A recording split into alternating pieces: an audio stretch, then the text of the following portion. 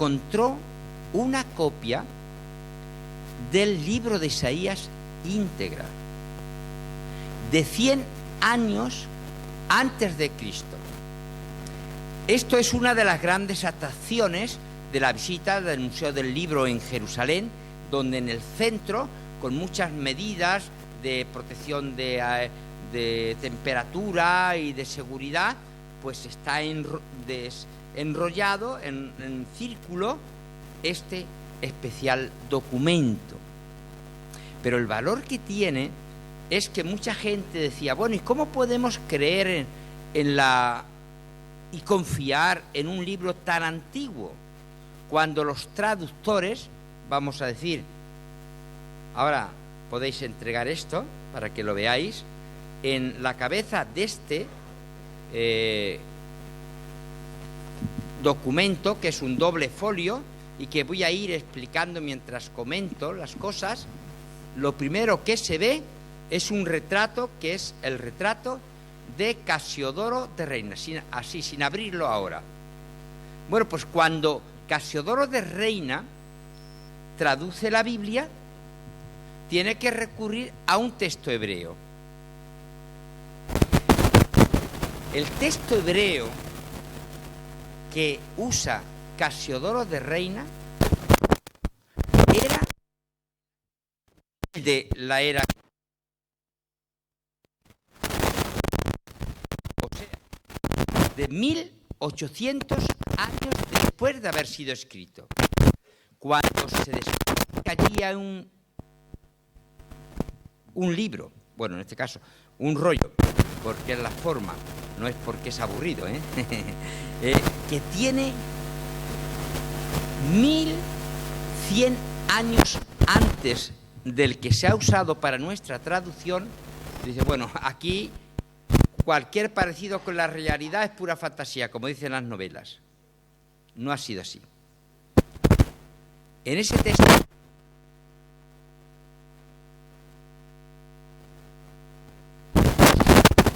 este libro, a través de sus profetas primero y luego de los evangelistas, ha conservado también la transmisión de ese texto. Y podemos confiar en esta palabra, aunque nos separe siglos de cuando fue escrito. Vamos ya a leer ahora tal como Isaías escribió, y concretamente unos versículos, concretamente del verso 6 al verso 8 del profeta. Capítulo 40 del libro de Isaías, versículos 6 al 8. Voz que decía, da voces. Y yo respondí, ¿qué tengo que decir a voces? Que toda carne es hierba, y toda su gloria como la flor del campo. La hierba se seca y la flor se marchita, porque el viento de Jehová sopla sobre ella. Ciertamente, como hierba es el pueblo. La hierba se seca y se marchita la flor. Mas la palabra de Dios, de nuestro Dios o del Dios nuestro, permanece para siempre. Si seguimos mirando este texto, bajamos y estoy indicando de una edición facsímil de esta por eso que está aquí.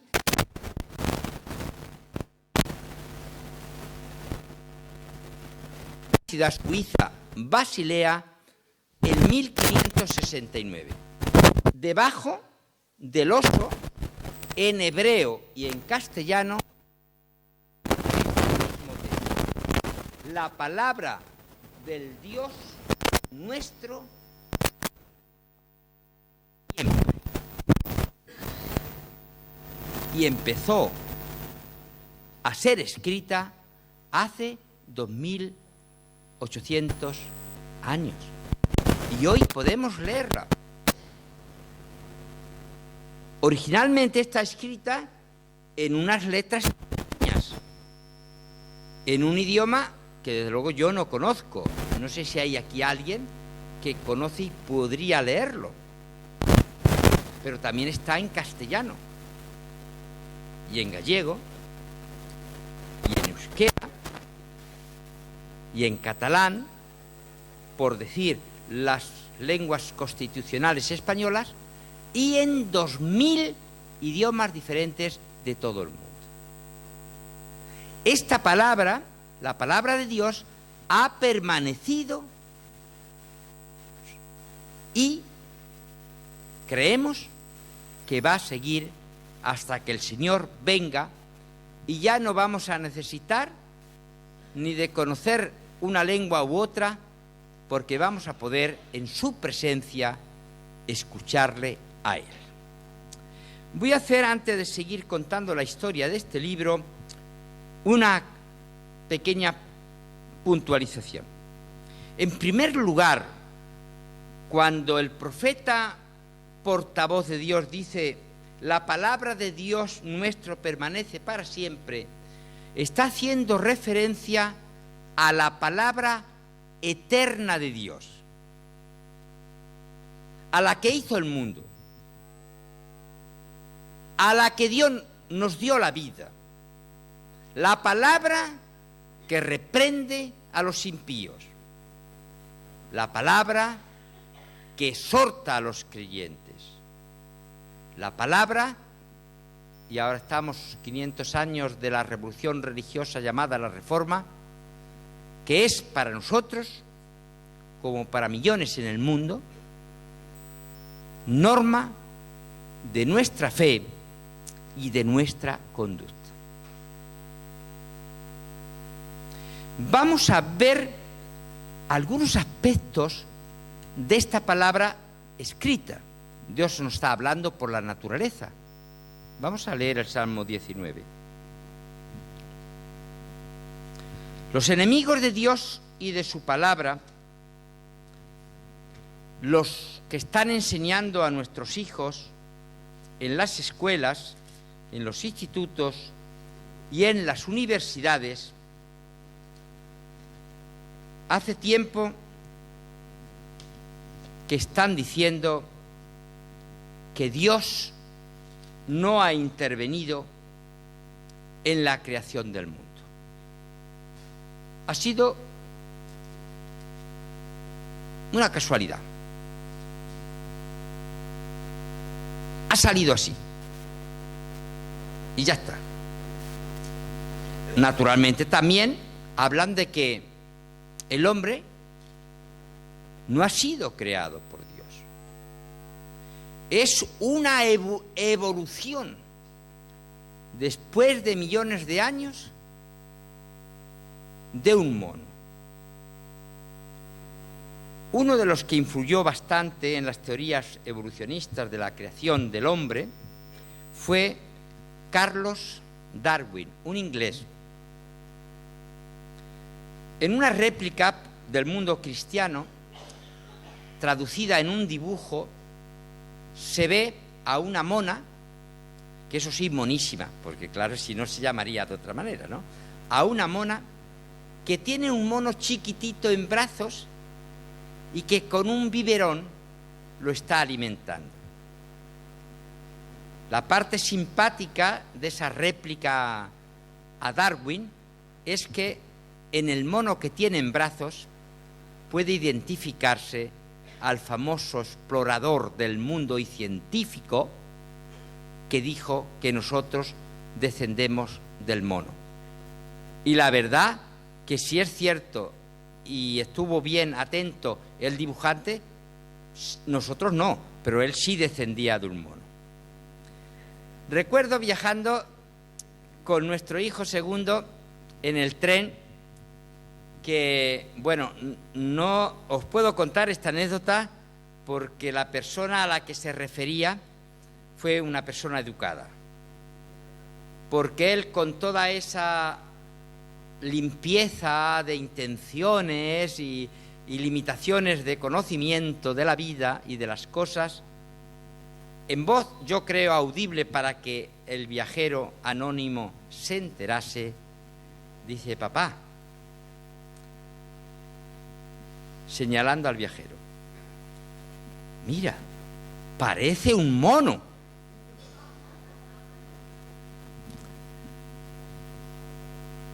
Su sorprendido papá, sin saber prever qué es lo que podría pasar después, pues pensó: este niño nos va metido en un aprieto. Pero es que el tío parece un mono, eso es verdad. Mirad cómo otro profeta, y así es presentado también el rey David, incluso 200 años antes que lo hace, Isaías escribe. Vamos a leer la primera estrofa, porque es un poema en realidad, del Salmo 19. Los cielos cuentan la gloria de Dios y el firmamento anuncia la obra de sus manos. Un día emite palabras a otro día y una noche a otra noche declara sabiduría. No hay lenguaje ni palabras, ni es oída su voz. Porque por toda la tierra salió su voz y hasta el extremo del mundo sus palabras. En ellos puso tabernáculo para el sol, y éste, como esposo que sale de su alcoba, se alegra cual gigante para correr el camino. De un extremo de los cielos es su salida y su curso hasta el término de ellos. Nada hay que se esconda de su calor. Dios se empieza a revelarse por la naturaleza. Dice que la ha creado con sus manos. Se ha implicado. Ha querido estar cerca de su creación. Aunque esto cada vez se escucha menos en la escuela, en la primaria, en la secundaria y en la universitaria. Según el apóstol Pablo, en la epístola a los Romanos, dice que el eterno poder de Dios y su divinidad se echan de ver en lo que ha creado. Y los hombres no tienen excusa. Nosotros a veces nos angustiamos pensando en esos paganos. Pensamos enseguida en los negritos porque estamos muy cerca de África, o en los amarillos porque Asia algo conocemos, y el resto del mundo. Diciendo, bueno, ¿y qué pasará? ¿O qué ha pasado con aquellos que no han tenido ni la Biblia traducida en su lengua, ni un misionero cristiano que les hable? La palabra de Dios, aquí en este caso, hablando por Pablo, dice que ellos han tenido una revelación. Y esta es tan clara y concluyente que dice que no solamente su eterno poder y sabiduría, que ya se puede sospechar que hace falta poder y sabiduría para crear el mundo y sobre todo el universo, sino que incluso su divinidad, algo espiritual, algo que no es tangible, se puede ver en las obras que él ha hecho. Pero como también argumenta el apóstol Pablo, no todos lo entendieron. No todos respondieron a ese Dios que se acercaba, aunque todavía no había llegado ningún misionero. Y dice que en vez de adorar al Creador, empezaron a dar culto a la criatura, a los árboles, a los animales, a la madre tierra, que dice. Por eso, tras esta revelación natural, que es como los teólogos llaman a esta revelación divina por medio de la obra creada, Dios va a dar un paso más en el intento constante en su bondad, gracia y misericordia de acercarse a la criatura. Y es lo que llamamos la revelación escrita, es decir, la palabra.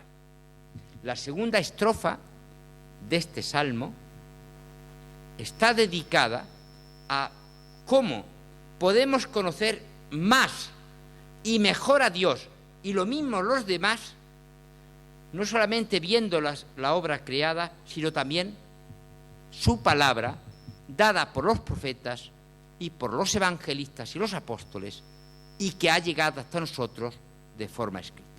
Vamos a leer esta estrofa, la del central de este poema.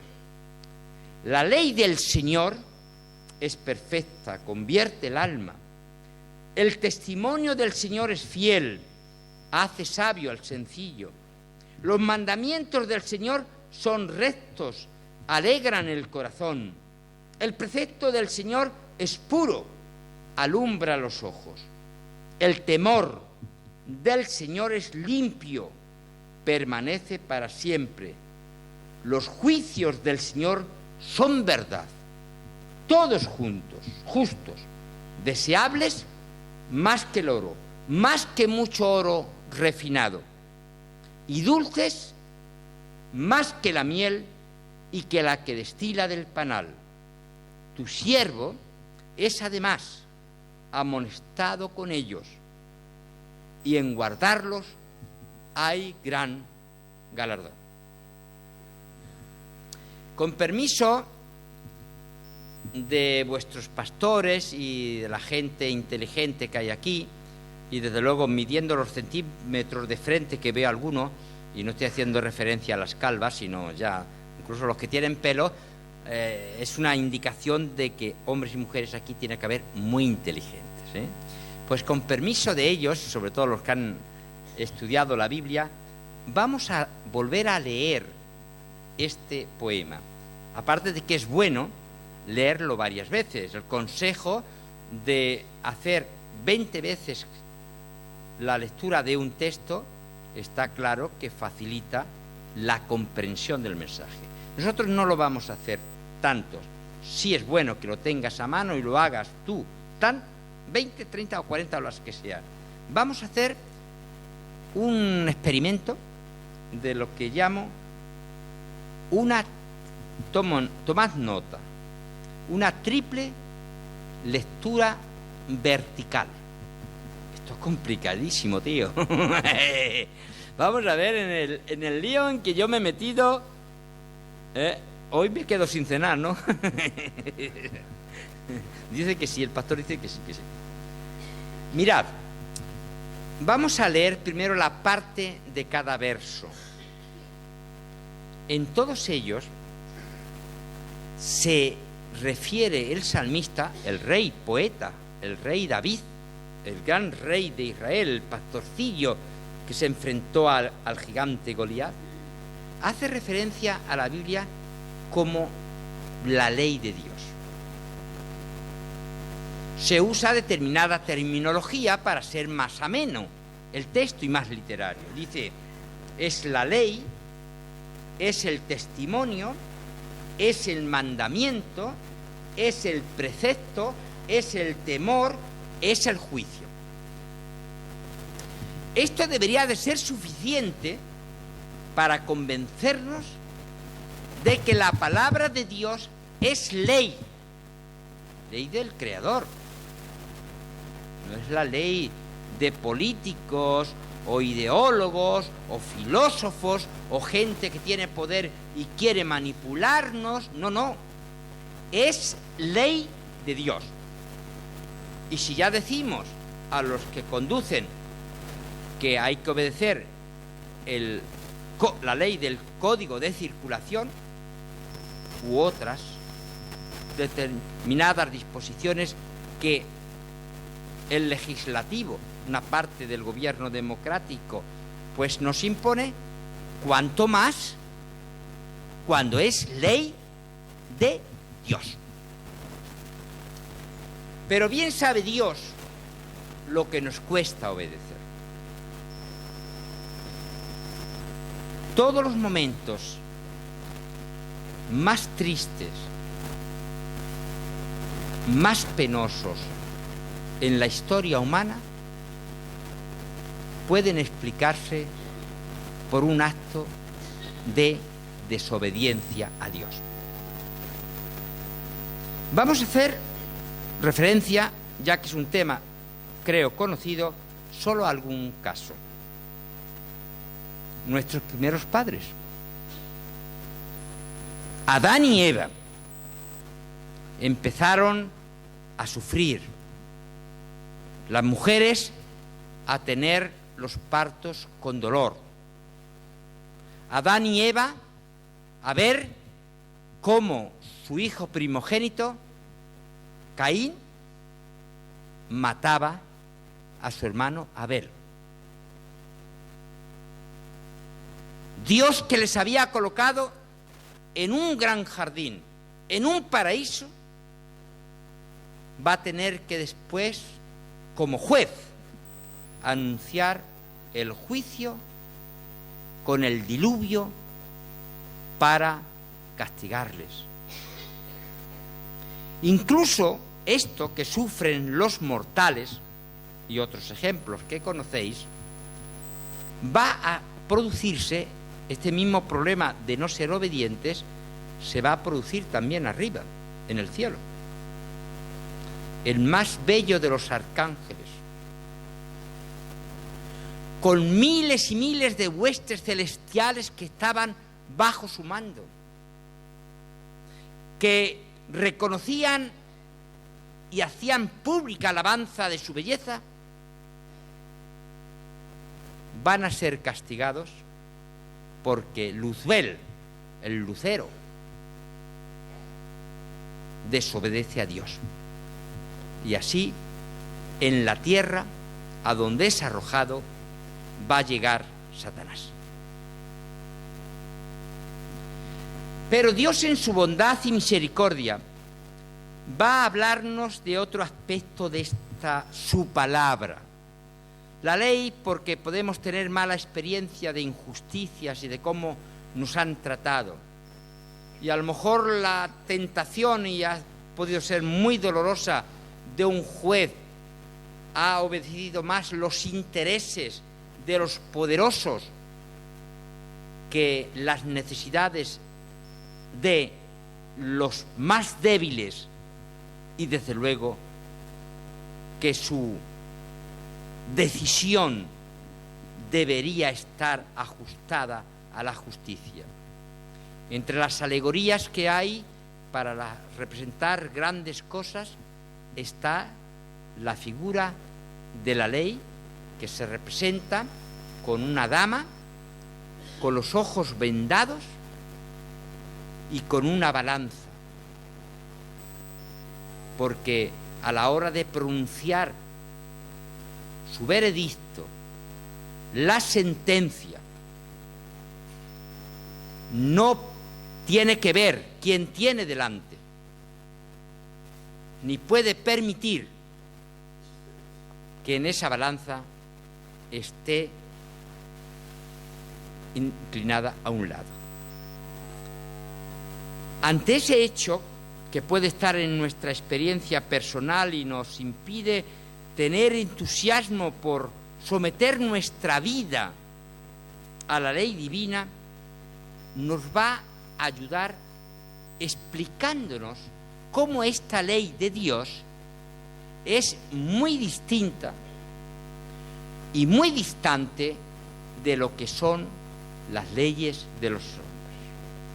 Ahora vamos a hacer otra nueva lectura vertical. Mirad, tened el texto delante. Esta ley de Dios es perfecta. Verso 7. Y en el mismo verso dice, es fiel. Verso 8. Esta ley de Dios es recta. En el mismo texto. Esta ley de Dios es pura. Verso 9. Primera línea o verso. Esta ley es limpia. Al final, esta ley es justa. Verso 10. Esta ley es deseable, valiosa como el oro. Esta ley es dulce como la miel. Esta ley nos amonesta. Esta ley produce recompensa. Desde luego, una persona medianamente inteligente va a distinguir claramente que la ley de Dios es muy beneficiosa. Que estar sometido a la ley de Dios no es una tiranía. Dios nos trata generosamente con su ley. Es curiosa la palabra hebrea, que es el idioma que se usa para el Antiguo Testamento, también obviamente aquí en este Salmo, para la palabra mandamiento. Se podía perfectamente traducir como unión. Vamos a explicar un poco más esto. Los judíos, los rabinos, los maestros de la ley, yo lo he escuchado de uno muy célebre, que hasta su jubilación fue el rabino de Madrid, lo escuché en una conferencia en Sevilla, decía que ellos han llegado en el estudio del Antiguo Testamento a encontrar 613 mandamientos. Mandamientos que han explicado y que regulan todos los aspectos, hasta, por ser tantos, los más pequeños de la vida personal, de las relaciones con tu familia, en el trabajo, cómo usar tu tiempo libre, cómo emplear tu dinero, cómo afrontar una enfermedad, cómo comportarte cuando has hecho todo por personas cercanas o lejanas para que te amen, o por lo menos para que te lo agradezcan, y solo odio, desprecio e ingratitud es lo que se te paga. Y dicen, para eso nos ha dado 613 mandamientos, que podemos imaginarnos como una escalera. Cada mandamiento un peldaño. Al pie de la escalera estamos nosotros. Al final de la escalera, 613 peldaños después, está Dios. Cuando yo subo un peldaño, estoy más cerca de Dios. 2 más, 3 más, 3 más, y llego a estar con Dios. Es una explicación muy bonita y desde luego puede funcionar. Así que no debemos angustiarnos. Además, Jesús lo facilitó. Primero a Moisés, por Moisés nos dijo que había 10 mandamientos. Jesús dice, bueno, en realidad son 2. Bueno, hablando ya así campechanamente, hay uno. Amarás a Dios sobre todas las cosas y a tu prójimo como a ti mismo. Así que si estáis con los huesos destrozados, hombre, por lo menos levantar hasta un peldaño, ¿eh? Ya es uno solo. Oye, que puede hacerse. ¡Ánimo! ¡Ánimo! Pero hay una parte de la naturaleza humana, y es que somos muy interesados. Bueno, yo no digo esto aquí en Vigo, porque yo soy aquí un paisano que acaba de llegar y mañana, si Dios quiere, regreso a Madrid para el día siguiente irme a Andalucía, así que yo no sé si esto os pasa a vosotros, pero creo que somos muy interesados y preguntamos, bueno, ¿Y de esto yo qué gano? Esto de someterme a la ley de Dios, que sí, oye, suena bien eso, pues fíjate, perfecta, fiel, recta, pura, limpia, justa. Oye, pues esto suena bien. Pero ¿yo qué gano? Eso es lo que me interesa. ¿Yo en qué me beneficio? Pues también, volviendo al Dios paciente y generoso, también lo explica. Y lo vamos inmediatamente a entender con nuestra tercera lectura vertical. Y vamos a ver qué resultado va a tener si nuestra vida está sometida a esta ley de Dios, con estas características singulares que la distancian y la distinguen de las leyes de los hombres. Pues mira, primero, verso 7, convierte el alma. Segundo, en el mismo versículo, hace sabio al sencillo. Tercera, en el versículo siguiente, el 8, alegra el corazón. Al final del 8, alumbra los ojos. 9, verso 9, permanece para siempre. ¿Cuántas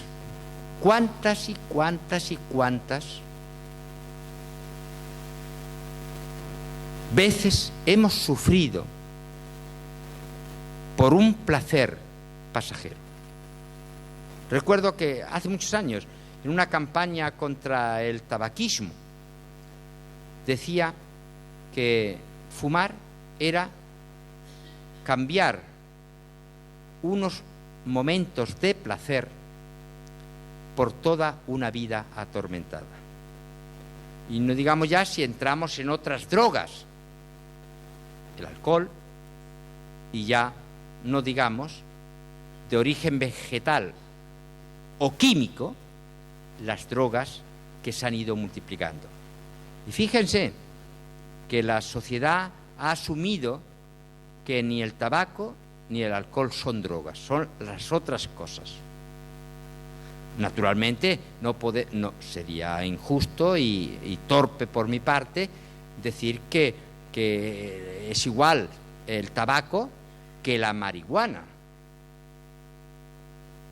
o la heroína o las drogas sintéticas, las que tienen más o menos control por los distintos departamentos de sanidad de los gobiernos, o las que, claro, como eso es muy caro, se pueden comprar por internet o a través de los camellos. Fijaros si son listos los camellos.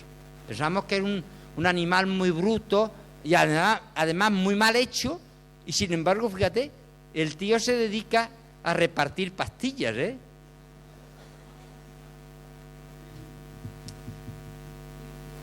Sin embargo, cuando nuestra vida está entregada a seguir esta ley, los beneficios, repetimos, convierte el alma, hace sabio al sencillo, alegra el corazón, alumbra los ojos y permanece para siempre, y además es justa, es para siempre. Y además nos amonesta y trae una gran recompensa. Creo que sin apasionamiento de que somos creyentes y entendemos que esta palabra está inspirada por Dios, en una observación objetiva diríamos: oye, tío, o tía, ¿se puede decir aquí también tía, aunque tú no seas sobrina de una persona? Sí, ¿no? Oye, que esto funciona, que esto es muy interesante, que esto es muy interesante. Eso sería una reacción natural. Sin embargo, si abrimos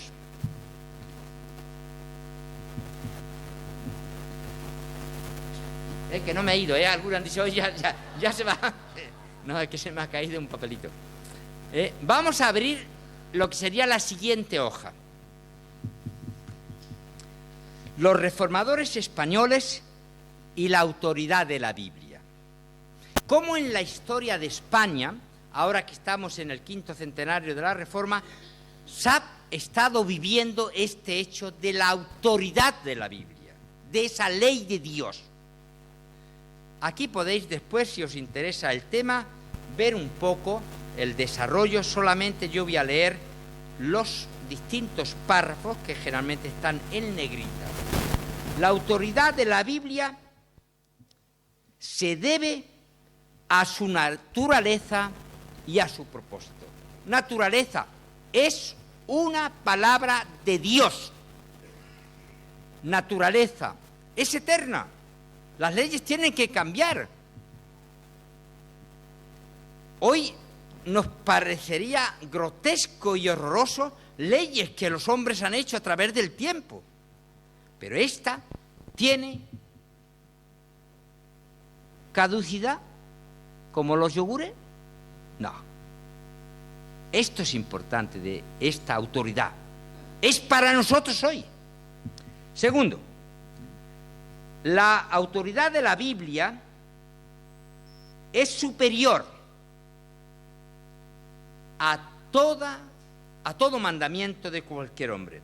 Vamos a poner un ejemplo. Yo he vivido un cuarto de siglo con mi familia en Sevilla y he estudiado un aspecto de Sevilla donde se estableció el primer tribunal de la Inquisición, y he recogido de documentos, algunos de ellos hasta este momento que yo los puse aquí, inéditos.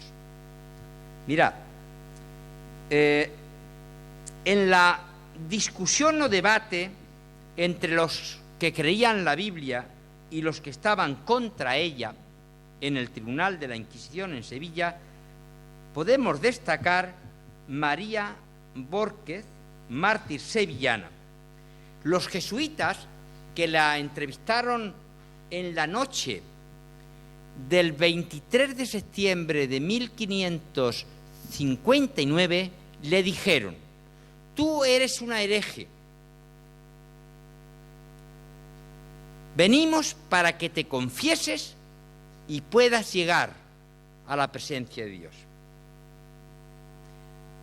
Esto es el anuncio de la condena que los inquisidores habían dictado para que al día siguiente fuera quemada viva en Sevilla, en el centro de Sevilla, donde durante muchos años se estaba celebrando la Feria de Sevilla. Notemos el testimonio inédito que yo publiqué aquí. Dice: tenía ella muchas razones y autoridades del Nuevo Testamento y del Viejo. Ella era hija natural de don Pedro de Bórquez. Está relacionado con esa familia de bodegueros en Jerez, aunque vivía en Sevilla.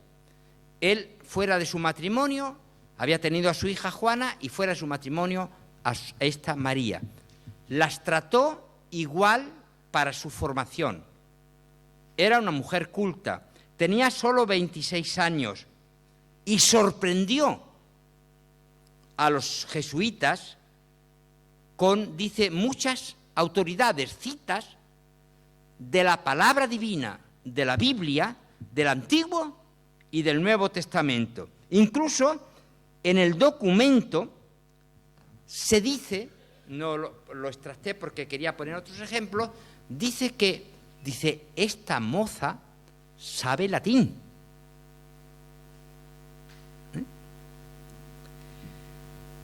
Vamos a ver otro aspecto. La Biblia es la única regla de fe y conducta. Este es el testimonio histórico, en este caso, de un hombre que había nacido en las posesiones de la corona española, que ahora pertenecen a Italia, y había sido un general de los ejércitos imperiales del emperador Carlos. Fue discípulo de un español que trabajó por la Reforma en España y tuvo que salir de esta península para ir al sur de la otra península, la italiana, y este conoció la propuesta de una reforma donde Dios estuviera en el centro y la Biblia fuera su única autoridad y solo Cristo adorado, no los santos, las imágenes y menos los papas. Mirad el testimonio que yo he recogido, y este sí se ha publicado un poco antes de yo ponerlo aquí. Él dijo, cuando la noche antes, como efectivamente ocurrió, que el 21 de mayo de 1559, en presencia de Felipe II, hijo del anterior monarca Carlos V, en este caso rey de España, le dieron papel y lápiz y escribió una confesión que conocemos íntegra y que yo resumo aquí para no alargar demasiado. Dice Carlos de Seso: creo aquello que creyeron los apóstoles. Ahí, al final de este texto, que es bellísimo, emotivo, diciendo: solo a Cristo adoro, solo a Cristo me abrazo como Señor mío. La fuerza de escribir esto fue posible por la fe. El hombre, después de años en la cárcel, de haber cumplido en el ejército y en la administración civil importantísimas responsabilidades, estaba debilitado.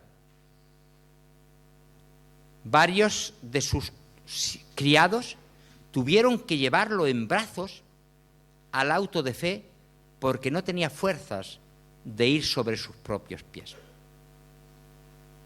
En esa situación está cuando, con una energía sorprendente, escribe este texto y más tarde dice a Felipe, el rey que presidía el auto de fe, con el inquisidor mayor, que era arzobispo de Sevilla: ¿así paga usted a quien ha servido a su padre, a su majestad, a España tan fielmente y tantos años? A lo que le contestó Felipe II: si mi hijo fuera hereje, yo sería el primero en llevar la leña. Es espantoso que un ser humano y que un rey, que además se autotitula o deja llamarse rey católico, que se exprese así. Pero la autoridad de esa palabra va a mantener a estos y a muchos más a los que no podemos entrar. Vamos a abrir ahora este texto. Y ya, porque el tiempo se ha pasado, discúlpenme, como decía aquel político en un discurso, perdonadme, se había alargado, dice, no he tenido tiempo de ser más corto. Pero os explico un poco esto para ilustrar bien. Mirad, estamos hablando de la Biblia del Oso. 15 meses antes de que saliera de la imprenta, desde Madrid, donde estaba la Junta Suprema de la Inquisición, se mandó a todos los puestos fronterizos diciendo que como iba a ser perjudicial para estos reinos que entrara este libro, que había que detener y castigar a los que la traían. 15 meses antes de verla ya la catalogan y sobre todo condenan a muerte a quien vaya a leerla. Así se manifestaban los adversarios de esta palabra. Aquí, a la parte izquierda, vemos el Nuevo Testamento. Fue traducido y publicado en 1543 y estuvo dedicado, como dice en la parte superior, a la Cesárea Majestad, es decir, Carlos I de España y V de Alemania.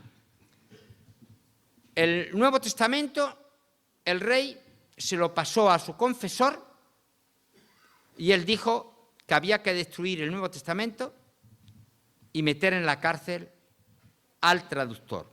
22 meses de cárcel en Bruselas le costó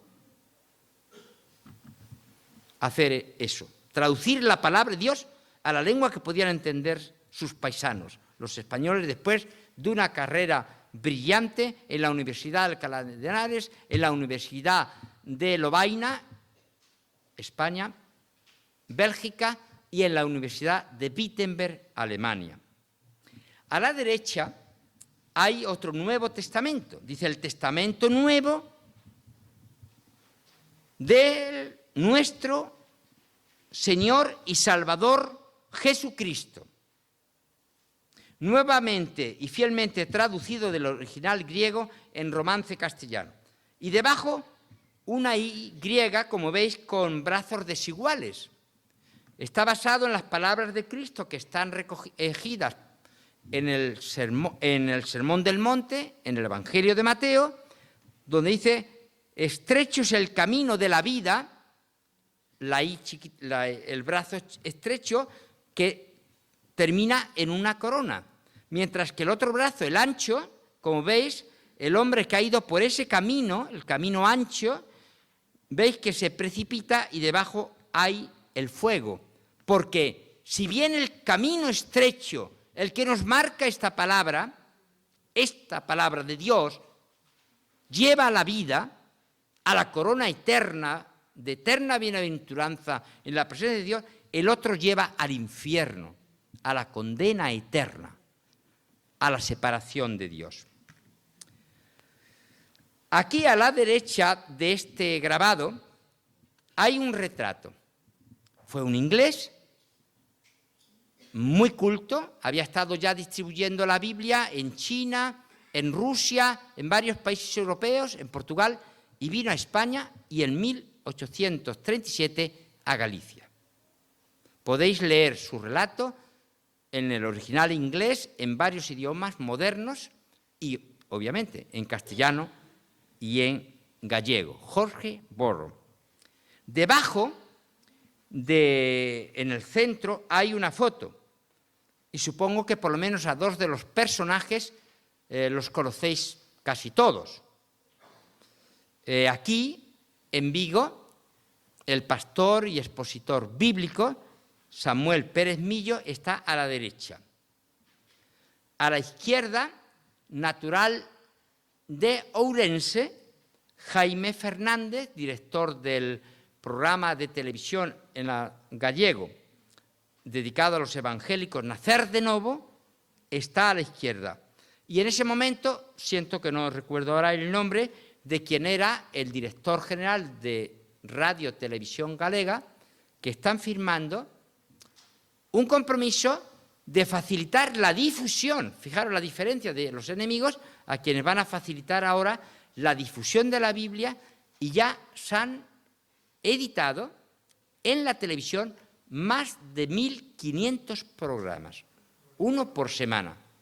Ese programa, también en versión solo de audio, aparece por radio, por lo que la palabra de Dios, fíjate, que ha tenido esos adversarios, la Inquisición, los papas, los impíos, que se sienten acosados por esta palabra para destruirla, sin embargo, ahora está funcionando. Aquí a la derecha de esta imagen hay un señor con un gorrito y una vela en la mano y unos dibujos delante en lo que es el San Benito, y muestra los hermanos nuestros en la fe. Varias docenas de ellos en toda España y parte en América que fueron quemados, porque este era el San Benito de los que eran condenados a ser quemados, como los casos que he mencionado de María Borges en Sevilla o de Carlos de Seso en Valladolid, por leer la palabra de Dios, porque seguían creyendo los inquisidores, administrada la Inquisición por los monjes, frailes dominicos y con gran apoyo de los jesuitas, que iba a ser perjudicial que entrara en nuestros reinos. Encima, dos ejemplares de la Biblia. El más pequeño es la edición facsímil de la Biblia del Oso, el otro es la revisión más tarde de Cipriano de Valera y está abierto en el libro de los Salmos. Y aquí a la derecha puede parecer sorprendente que hayamos incluido un libro que no es de los libros de la Biblia, es la primera parte del Quijote, Don Quijote de Miguel de Cervantes. Pero en torno a este pajarito que veis en el centro del escudo está un versículo del libro de Job. Y si leyéramos todo el libro, podríamos entrar en contacto con 50 libros de la Biblia y 400 referencias bíblicas. Y si además extendiéramos el hecho a todas las novelas, a todo el teatro y a todos los poemas de Cervantes, nos quedaríamos asombrados del conocimiento que tenía, bastante más del que sospechamos, y a lo mejor para aviso de cada uno de lo que nosotros sabemos. Ese libro, El Quijote, está en unos 200 idiomas traducidos de todo el mundo. Incluso estuvo proclamando la palabra de Dios en Albania cuando estaba prohibido, incluso en la ley, en la constitución de ese país, que se hablara, y en ella misma se negaba la existencia de Dios. Es curioso, cuando 525 veces aparece el nombre de Dios en el Quijote. Pero sigue siendo, con tantos y poderosos enemigos, una verdad. Es una verdad histórica, que es importante, pero lo mejor de todo es que lo que hemos conocido esta palabra y la leemos y la creemos y en las fuerzas que el mismo Dios nos da la cumplimos, no podemos sino concluir con la palabra de nuestro Dios permanece para siempre. Muchas gracias.